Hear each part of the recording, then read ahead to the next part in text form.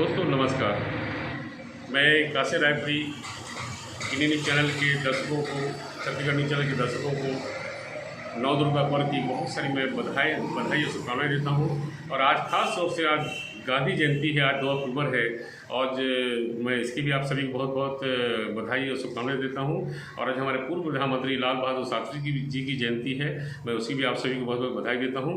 दोस्तों मुझे बेहद खुशी है कि एक के युवा पत्रकार जिसको मैंने इस भीड़ में देखा, मतलब ये कुछ अलग हटके है, मतलब ये हमारे हनु नायक जी, आपका स्वागत है जी सर, आपको हमारे चैनल में जी। और मैं आपसे जानना चाहूँगा कि आपने मीडिया का काम ही क्यों चुना और कब से कर रहा है मीडिया में, कब से आया? सर मैं मीडिया में जब होता क्या है सर, आज सारे समाज को मैंने देखा और सारे ऐसे लोगों को भी मैंने देखा जो एक जो मोनो होता है सर समाज में, समाज का एक मोनो लेके चलते हैं। मोनो लेने के बाद मतलब ठप्पा बोलते हैं, जैसे कोई कांग्रेस का, कोई बीजेपी का, कोई इसका ठप्पा लेने के बाद भी जो लोग का जो टारगेट रहता है सर, जो लक्ष्य रहता है, उस लक्ष्य को कायम नहीं कर पाते हैं। और उसके साथ साथ जो आज समाज में जो जाते हैं एक ही मुद्दा को रखते हैं और उस मुद्दे पे कायम नहीं होते हैं।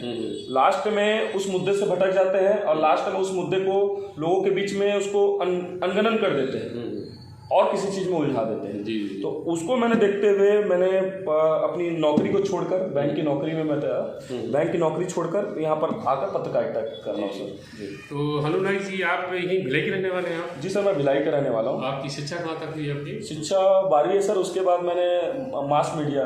अच्छा जी, मास कोर्स पूरा कर दिया? हाँ सर, मास मीडिया का। और पत्रकारिता से जुड़ी हुई कंप्लीट कितने साल हो गए आपको? 3 वर्ष हो चुके हैं। 3 वर्ष हो चुके हैं। अभी तक 3 वर्षों में आपने कौन कौन से समाचार पत्र में और न्यूज़ चैनल में काम किया, उनका थोड़ा उल्लेख करें सर। मैंने सर्वप्रथम छत्तीसगढ़ केसरी से शुरुआत किया मैंने। अमृत आनंद जी थे हमारे जो सर थे, उनके साथ हमने मिल के काम किया। साप्ताहिक अखबार था। उसके बाद सर मैंने पोर्टल, जो एक पोर्टल जब आया उसके बाद हमने पोर्टल का इस्तेमाल किया, क्योंकि हमको तुरंत सर इस खबरों को प्रसारित करने के लिए साप्ताहिक पेपर तो सप्ताह भर हो जाता है। हमने सोचा कि तुरंत समाज में कोई एक नया उदाहरण लाए, तो हमने पोर्टल यूज़ किया सर, ये पोर्टल। उसके माध्यम, उसके बाद तो मैंने राजधानी प्रिंट मीडिया दैनिक पेपर था, उसको यूज़ किया। उसके बाद सर मेरा एमपीसीजी, साधना एमपीसीजी, उसमें किस कारणवश दबावपूर्ण बहुत ज़्यादा होने के कारण एमपीसीजी छोड़ने के बाद साधना प्लस मैंने ज्वाइन किया सर। साधना प्लस। वैसे हनु भाई, मैं आपको देखने के बाद में मैंने महसूस किया हूँ, क्योंकि मैं तो काफ़ी तादाद करोड़ लोगों से मिल चुका हूँ, रेस देखने से महसूस हो जाता है। तो आपने काफ़ी एक लंबी रेस के घोड़े देखे और मुझे लगा कि आपके अंदर एक बहुत जिज्ञासा है आपको आगे बढ़ने के लिए। और आप जिस फील्ड में भी आप काम कर रहे हैं, मीडिया एक ऐसा फील्ड है, अगर आप इसमें मेहनत करेंगे तो आप बहुत कुछ आप आगे जा सकते हैं। और साथ साथ क्या है कि बस ये बात याद रहे कि अपनी पत्रकारिता के माध्यम से हमें देशवासियों में एक देशभक्ति का संदेश भी देना है और हमें सबको स्वच्छ भारत बनाने के लिए भी संदेश देना है और हमारे देश की एकता मजबूत बनाने के लिए संदेश देना है। अपनी हर बात की कोशिश ये आप यही करें सब जगह पे कि देशवासियों में, खासतौर से युवाओं में, क्योंकि युवा ही कल का भारत है। ये मुमकिन है कि युवाओं में से कोई देश का अगर राष्ट्रपति, प्रधानमंत्री, सड़क का सैनिक, देश का सिपाही, शायद कोई पत्रकार बनेगा, तो आप ये मत समझिए कि मैं हनु नायक से बात कर रहा हूँ। क्या पता आने वाले समय में हनु नायक देश का प्रधानमंत्री बन जाए, हनु नायक देश का प्रदेश का मुख्यमंत्री बन जाए, शायद कोई पत्रकार तो और लिखो, आगे मंत्री, सांसद बन जाओ। ये हर चीज़ पॉसिबल है अगर इंसान अगर ठान लेना कि मुझे मुख्यमंत्री बनना है, आप बन जाओगे। अब मुझे प्रधानमंत्री बनना है, बन जाओगे। मुझे सांसद, विधायक बनना है, मुझे कलाकार बनना है, मुझे शायर बनना है, मुझे उद्योगपति बनना है। मैं अपने कार्यक्रम के दौरान में स्कूलों, कॉलेजों में जब भारत भ्रमण कर प्रोग्राम दिया हूँ, तो मैं युवाओं से ये आह्वान करता हूँ कि प्यारे छात्र छात्राओं, आप सभी को मैं यहाँ पे नौकर बनानी है। मैं चाहता हूँ कि आप पढ़ लिख कर उद्योग डालें, उद्योगपति बने। इससे देश की भी तरक्की होगी, आपकी भी तरक्की होगी, देश से बेरोजगारी की समस्या भी दूर होगी और साथ साथ देश की एकता मजबूत बनाने का काम करना है। एक और चीज़ मैं बोलना चाहता हूँ, आपने बोला कि उद्योगपति बनिए। यहाँ पर ग्रामीण अंचल होने के कारण लोग मजदूर बनना यहाँ पर सोच रखे हैं। लोगों में शिक्षित न होने के कारण लोग क्या करते हैं, 8वीं के बाद अपना सोचते हैं कि अब मेरा शिक्षा जो है, पर स्तर जो है खत्म हो चुका है। उस सोच के साथ लोग क्या करते हैं, एक कोई तानाशाह ठेकेदार रहता है, उसके अंडर में ये लोग क्या करते हैं, मजदूरी करते हैं और इसी से इनका जीवन जो है समाप्त हो जाता है। लोगों में शिक्षित भी बहुत कम है सर यहाँ। क्या होता है कि जैसे कि अगर मैं ये कहना चाहूँगा कि हिंदू, मुस्लिम, सिख, ईसाई आप बाद में पहले इंसान बन जाओगे। जी, सही इंसान मैं अपने गीतों के माध्यम से भी, अपने उद्बोधन के माध्यम से लोगों को ये संदेश देता हूँ कि मेरे भारत की यही पहचान होना चाहिए, हर जगह पे मेरा हिंदुस्तान होना चाहिए। हिंदू, मुस्लिम, सिख, ईसाई, बंदा कासिम बाद में पहले दिल से हर कोई इंसान होना चाहिए, पहले दिल से हर कोई इंसान होना चाहिए। और वही मैं देश की एकता के लिए कहता हूँ कि दोस्तों, एकता के बंधन को टूटने नहीं देंगे, दोस्ती के बंधन को टूटने नहीं देंगे, दुश्मनों की ये मौका लूटने नहीं देंगे। हो चुकी बहुत सर पर भेदभाव की बारिश, अब किसी का दिल का सिंह टूटने नहीं देंगे। और हनुमान जी, मैं आपको बताना चाहूँगा, देखो कि जो मेरा एक सफ़र है, मतलब मैं काफ़ी लंबे समय से मैं काम कर रहा हूँ, मतलब आगे, मतलब जितनी आपकी उम्र है, मैं इतने उम्र से मैं इतना मैं सफ़र तय कर चुका हूँ। मतलब मैं राष्ट्रीय विश्रांत के लिए जो काम कर रहा हूँ, पूरे भारत का भ्रमण किया हूँ, 1 लाख किलोमीटर की यात्रा कर चुका हूँ। और बहुत जल्द भारत सरकार के सहयोग से मेरी विश्व यात्रा पर जाने की योजना है। और मैं हज़ारों प्रोग्राम दे चुका हूँ, देश के अनेकों संस्थाओं द्वारा सम्मानित भी हो चुका हूँ, अंतर्राष्ट्रीय मदर अवार्ड भी दिया गया। अभी भी निरंतर बहुत सी संस्थाएं मुझे बहुत शुभकामनाएं सर, हाँ, बहुत दे रही हैं। और यहाँ तक कि मैं हर हिंदू, मुस्लिम, सिख, ईसाई धार्मिक स्थल में जाता हूँ, प्रोग्राम देता हूँ। अभी 9 दुर्गा का पर्व चल रहा है, मैंने कई जगह पे कार्यक्रम दिए, माता के गीत प्रस्तुत किए। अभी मैं श्री राम जी का भजन, हनुमान जी का भजन पेश करके आ रहा हूँ। मैं दुनिया चले ना श्री राम के बिना, ऐसे में पूरे भजन गाता हूँ, जय श्री राम का मैं जयकारा लगवाता हूँ। और मैं उनसे कहता हूँ, दोस्तों, मैं बताना चाहूँगा कि श्री राम जो है सिर्फ हिंदू में नहीं है, वो हम सबके हैं। वो हिंदू के भी हैं, मुसलमान के, सिख, ईसाई के जो महापुरुष आते हैं वो सबके लिए आते हैं। जैसे हमारे मोहम्मद साहब जो नबी हैं, अल्लाह रसूल, वो सिर्फ मुसलमान नबी नहीं, वो सबके नबी, हिंदू के भी हैं, सिख, ईसाई के भी हैं। और चाहे यीशु मसीह हो या गुरु नानक जी हो या महावीर जी हो, ये सब आगे पूरे हर समाज सब, हम सब उनकी संतानें हैं। और जितने भी मजहब है, जितने भी हमारे जो इष्ट देवता है, वो सभी हमारे लिए अच्छे ही चाहेंगे, कभी बुरा नहीं चाहते। हर कोई इसलिए भगवान नहीं हो सकता कहते। इसलिए मैं कहता हूँ हमेशा कि मजहब अलग अलग है, मगर रब तो एक है। क्यों बीच में नफरत की धारा है दोस्तों, एक दूसरे से प्यार करो, देशवासियों, विश्ववासियों, कासिम का जीते जी ये नारा है दोस्तों, भारत हमारा जान से प्यारा है दोस्तों। और आज मुझे बहुत अच्छा लगा यहाँ पर आके कि एक युवा पत्रकार से मेरी मुलाकात हुई है जो बहुत आगे बढ़ना चाहता है। और इसी कारण से मैंने इस भीड़ में चुना हूँ कि आज क्यों ना इससे बातचीत किया जा रहा है, और आज हमारे दर्शकों तक इनकी बात को पहुँचाया जाए करके आज। तो आपको पत्रकारिता में जैसे गणेश जी हैं, विद्यार्थी जी हैं, KP नारायण जी हैं, जिनके नाम के अवार्ड वगैरह दिया जाता है, आप इनके बारे में पूरा जानकारी है पूरा इनके बारे में? जी सर, अभी मुझे अवार्ड मिला था, ये मैं आपको दिखाना चाहता हूँ। ये मुझे हमारे पत्रकार कल्याण संघ की तरफ से मिला हुआ था। जी जी, ये गणेश सम्मान है, आप देख सकते हैं। जी जी जी, बहुत अच्छी बधाई हो। मैं जब पत्रकार संघ का जिला अध्यक्ष बना था महोदय, मैंने बना 3 महीने मैंने 3 महीने ही पत्रकार संघ संभाला, उसके बाद मैंने उस पर इस्तीफा दे दिया। जी जी जी। उनके विचार में ये देखता था कि अगर हमारा कलम चला है तो रुकना नहीं चाहिए, अगर ये रुकता है तो हमारा देश झुकना नहीं चाहिए। कलम में इतनी ताकत है हनु भाई कि तलवार से भी बढ़कर है जी।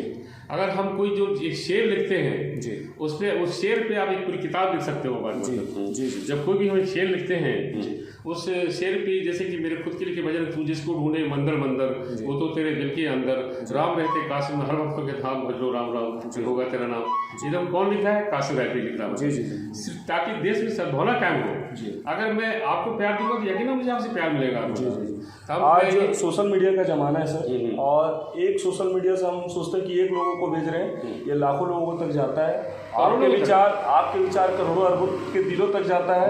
और लोगों में मैं तो यही चाहूँगा सर, आपका जो आज जागरूकता जो आप ला रहे हो, ये सभी लोगों से मैं निवेदन करूँगा कि इनकी जागरूकता को आप लोग अपने मन में और विचारों में लाकर प्रकट करिए। युवा छात्र जो हैं सारे यूथ से यही रहेगा निवेदन कि आप भी सर के जो एकक विचार है उनको अपने अंदर धारण कीजिए। जिस तरह हम नहाते हैं तो पानी पूरा शरीर में लगता है, उसी तरह इनके विचार भी मुझे सारे लोगों के शरीर में रहना चाहिए। हनु भाई, जैसे मैं किसी कॉलेज कैंपस में या किसी स्कूल में कहीं भी जब प्रोग्राम देता हूँ, भारत भ्रमण के दौरान में लिया हूँ, तो मैं हमेशा छात्रों से ये कहता हूँ कि आप ये मत समझना कि गिनती में आप यहाँ 5000 हो, कितने हो।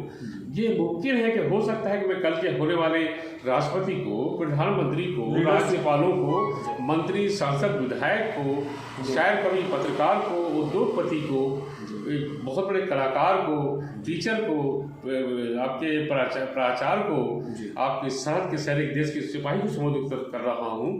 तो छात्राओं, युवाओं, क्योंकि युवा ही कल का भारत में, इसी युवाओं की ज़्यादातर काम कर रहा हूँ मैं, कि इस सब चीज़ के लिए पढ़ना लिखना बेहद ज़रूरी है। जी सर। अपने माँ बाप का सम्मान करना बेहद ज़रूरी है। और दूसरी बात क्या है कि मैं देशवासियों से ये आह्वान करता हूँ कि आप 1 जनवरी से एक नई शुरुआत करें। 1 जनवरी 2023 से एक शुरुआत करें नई, कि आप महीने में 29 दिन अपने और अपने परिवार के बारे में सोचें, तरक्की और खुशहाली के लिए। कम से कम एक दिन महीने में देश के लिए डोनेट करें, सिर्फ देश के लिए सोचें महीने में एक दिन आके।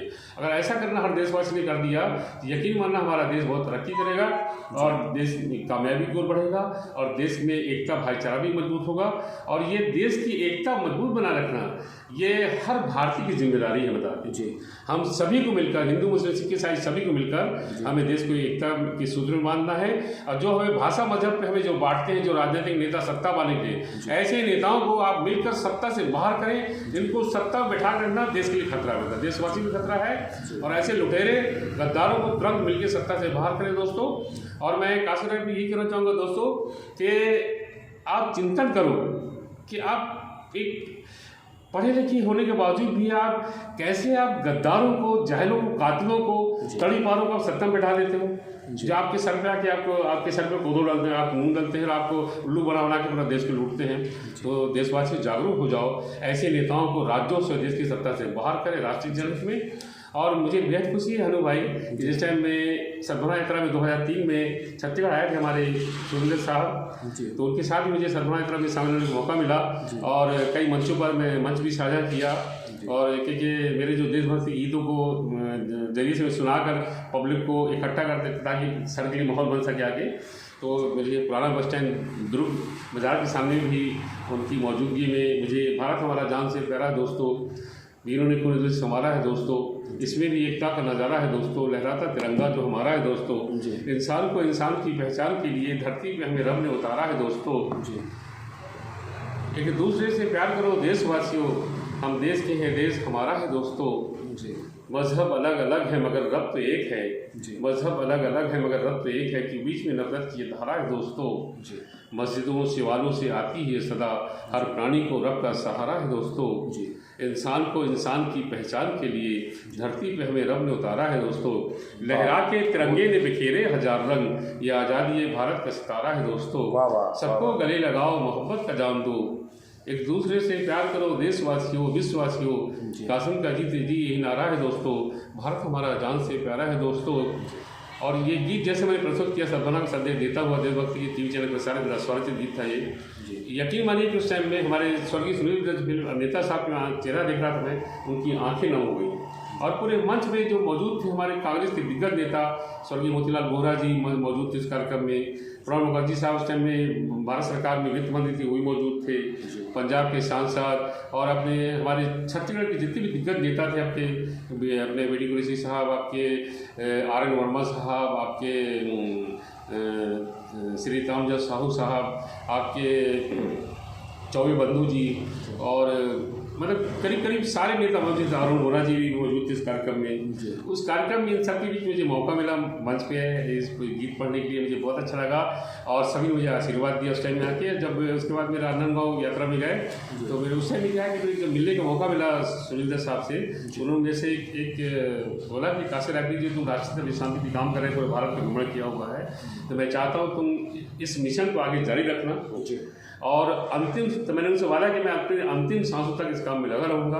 मैं राष्ट्रीयता विश्रांति का काम करता रहूँगा, हर समाज के हर धार्मिक स्थल में जाऊँगा, लोग जोड़ने के लिए काम करूँगा। मैं मेरा काम है पूरा लोगों को जोड़ना, पूरी राष्ट्रीयता विश्रांति स्थापित करना। मैं लगातार काम कर रहा हूँ। तो उस वक्त उन्होंने भिलाई होटल में बहुत सारे लोग मौजूद थे, उनकी मौजूदगी में उन्होंने एक सद्भावना का कैप पहनाया जी। तो बहुत सारी कैप उठा के ऐसे चेक कर रहे थे। अरे बोले काशिर राठी तुम्हारा सर बहुत बड़ा, बोले कोई कैप आदि नहीं बुला के एकदम मुस्कुरा दिए। उसके बाद एक कैप निकाले, मेरे को पहनाए, बोलते तू आज से मेरा अंतर्राष्ट्रीय सद्भावना का सैनिक है बुला के, और तू इस मिशन कर तू मेरा सिपाही है बुला के, तुम्हें आगे आप काम करना है, मेरा आशीर्वाद है आके। और तो मुझे आज मैं उनको याद करके मेरी आंखें भर आती हैं और वो पल याद करके आज मैंने वो कैप संभाल रखा हूँ एक यादगार के रूप में आके। और मुझे देशवासियों ने जगह जगह पे सम्मान किया, हजारों सम्मान मिल चुके हैं मैदान के। और आज राष्ट्रीय अंतर्राष्ट्रीय सर कितने सारे अवार्ड मुझे गिनती पता नहीं बजा के, और देश के अनेकों संस्थानों ने सम्मानित किया। अंतर्राष्ट्रीय मदर टेरेसा संस्थान अवार्ड भी मुझे प्राप्त हुआ है। और लगातार अभी जैसे भी नवदुर्गा शौचालय कई जगह भी जब अभी हाल ही में सम्मान भी किया गया है। तो मैं किसी सम्मान का होगा नहीं, बस मेरा मकसद ये है कि सबसे बड़ा सम्मान मेरा वही होगा जो भारत के साथ साथ पूरी दुनिया कोने कोने में हर तरफ प्यार ही प्यार और नफरत की कोई जगह ना बचे। जिस दिन ऐसा होगा यही मेरा सबसे बड़ा अवार्ड होगा, यही मेरा सम्मान होगा। और मैं हनु भाई, मैं आपका बहुत बहुत शुक्रगुजार हूँ दोस्तों। मैं कासिर रायपुरी, अंतर्राष्ट्रीय शायर, गीतकार, फिल्म कहानीकार, टीवी सिंगर, आर्टिस्ट, विश्व शांति दूत इंडिया ग्रुप में मेरी पहचान बनी है, मैं कार्यरत हूँ। और मैं खुद भी मीडिया से करीब 25 सालों से ज़्यादा होने जा रहा है जुड़ा हूँ मैं खुद भी आके। और मुझे बहुत सारे पत्रकारों से मिलने का मौका मिला पूरा देश के कोने कोने में, हर जगह पे पूरा मीडिया ने मेरे हर प्रोग्राम को बहुत हाईलाइट किया है, क्योंकि उनको ये समझ में आ चुका है कि कासिर रायपुरी एक अच्छा काम कर रहे हैं मतलब। तो हर मीडिया वाले ने मेरे को सपोर्ट किया है और मेरे कार्यक्रम को दिल खोल के हाईलाइट किया है बता के। तो और मुझे उम्मीद है कि आगे भी मीडिया सपोर्ट करेगा, क्योंकि हम जब कोई प्रोग्राम देते हैं वहाँ प्रोग्राम में 5000 लोग मौजूद हैं, वो मीडिया के माध्यम से करोड़ों लोग तक पहुँचता है वो।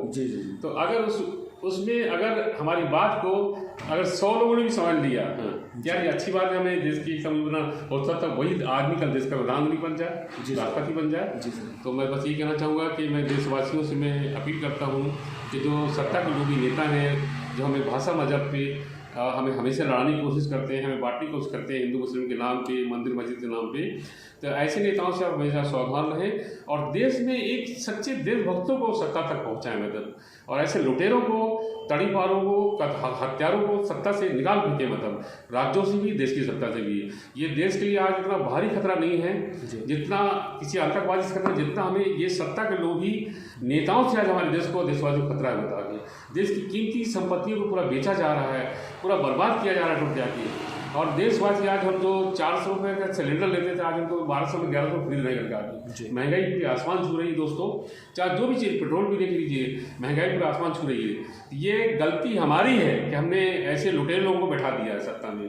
तो जरूरत इस बात की है कि हम सत्ता में बिठा सकते हैं देशवासी, तो हम उनको सत्ता से बाहर भी कर सकते हैं मिलकर आके। तो मैं यही आह्वान करता हूँ कि देशवासी मिलकर और इनको सत्ता से बाहर करें, राज्यों से भी, देश की सत्ता से, और एक अच्छी सरकार चुने जो देश हित में हो, राष्ट्र हित में हो।